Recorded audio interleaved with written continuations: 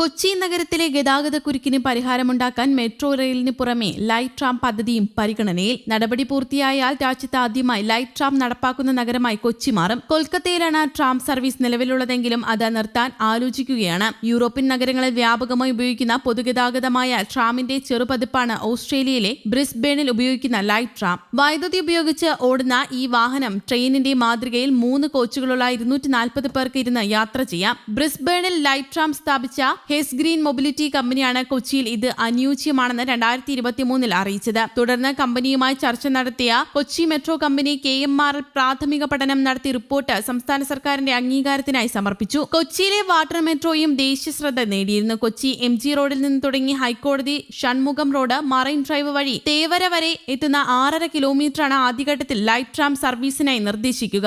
നിലവിൽ metro rail service ഇല്ലാത്ത സ്ഥലമാണിത്. ഷൺമുഖം റോഡ് വഴി 6.2 കിലോമീറ്റർ നീളമുള്ള MG റോഡ് ഹൈക്കോടതി തേവര ഭാഗമാണ് ആദ്യം പരിഗണിക്കുന്നത് എന്ന് KMRLന്റെ ഉന്നത ഉദ്യോഗസ്ഥർ പറഞ്ഞു. കഴിഞ്ഞ വർഷം ആദ്യമാണ് പദ്ധതിയെക്കുറിച്ച് ആദ്യം ആലോചിച്ചത്. ഇതിനെ തുടർന്ന് ബ്രിസ്ബേണിലും ലോകത്തിന്റെ മറ്റു ഭാഗങ്ങളിലും ലൈറ്റ് ട്രാം സർവീസ് നടപ്പിലാക്കിയ സ്വിറ്റ്സർലാൻഡ് ആസ്ഥാനമായുള്ള HESS green mobility MG road Thevara marine drive loop ഉൾപ്പെടെ കൊച്ചിയിലെ വിവിധ റൂട്ടുകളെക്കുറിച്ച് ഒരു സാധ്യതാ റിപ്പോർട്ട് സമർപ്പിച്ചു. സ്വിസ് ഏജൻസി തയ്യാറാക്കിയ റിപ്പോർട്ട് അടുത്തിടെ ബോർഡിന് സമർപ്പിച്ചു. സാധ്യതാ പഠനം നടത്തുന്നതിന് ബോർഡ് ഔദ്യോഗികമായി അനുമതി നൽകി. ഓസ്ട്രേലിയയിലെ ബ്രിസ്ബേൺ ഉൾപ്പെടെയുള്ള നഗരങ്ങളിൽ ലൈറ്റ് ട്രാമുകൾ നടപ്പിലാക്കിയിട്ടുള്ള ഹെസ് ഗ്രീൻ മൊബിലിറ്റിയുടെ ഒരു പ്രതിനിധി സംഘം കഴിഞ്ഞ വർഷം KMRLുമായി ചർച്ച നടത്തുന്നതിനും പദ്ധതിക്കായി സാധ്യതയുള്ള സ്ഥലങ്ങൾ വിലയിരുത്തുന്നതിനുമായി കൊച്ചിയിലെത്തിയിരുന്നു. ഇതിനുശേഷമാണ് സാധ്യതാ പഠനം നടത്തുന്നതിന് ഔദ്യോഗികമായി അനുമതി തേടാൻ KMRL തീരുമാനിച്ചത്. റോഡ് നിരപ്പിലോ ഭൂഗർഭത്തിലോ മെട്രോയ്ക്ക് സമാനമായ ഉയർന്ന ട്രാക്കുകളിലോ പ്രവർത്തിക്കാൻ കഴിയുമെന്നതാണ് ലൈറ്റ് ട്രാം സംവിധാനത്തിന്റെ പ്രധാന ഗുണങ്ങളിലൊന്ന്. മെട്രോ സർവീസ് ഇല്ലാത്ത സ്ഥലങ്ങളിലേക്ക് സർവീസ് ഉദ്ദേശിച്ചാണ് കൊച്ചിയിൽ ഇങ്ങനെ ഒരു പദ്ധതി നടപ്പിലാക്കാൻ തീരുമാനിക്കുന്നതിന് പിന്നിലെ കാരണം. പരമ്പരാഗത ട്രാം സർവീസുകൾക്ക് സമാനമായി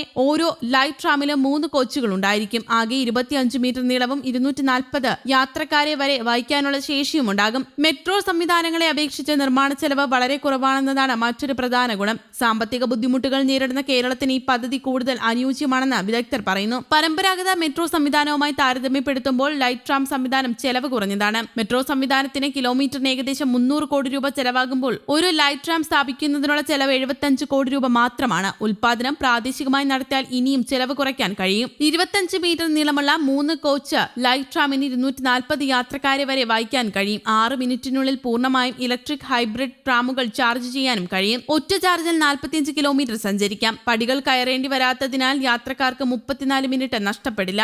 നേരത്തെ KMRLന് പദ്ധതിയുടെ സാധ്യതാ റിപ്പോർട്ട് സമർപ്പിച്ച HESS ഗ്രീൻ കമ്പനി ബംഗളൂരുവിൽ ഒരു ബസ് നിർമ്മാണ യൂണിറ്റ് ഇതിനകം സ്ഥാപിച്ചിട്ടുണ്ട്. അതിനാൽ അംഗീകൃത ലൈറ്റ് ട്രാമുകൾ പ്രാദേശികമായി നിർമ്മിക്കാൻ കഴിയുമെങ്കിൽ ചിലവ് കൂടുതൽ കുറയ്ക്കാനാകുമെന്നതും പ്രധാന നേട്ടം തന്നെയാണ്. News desk Kerala Kaumudi.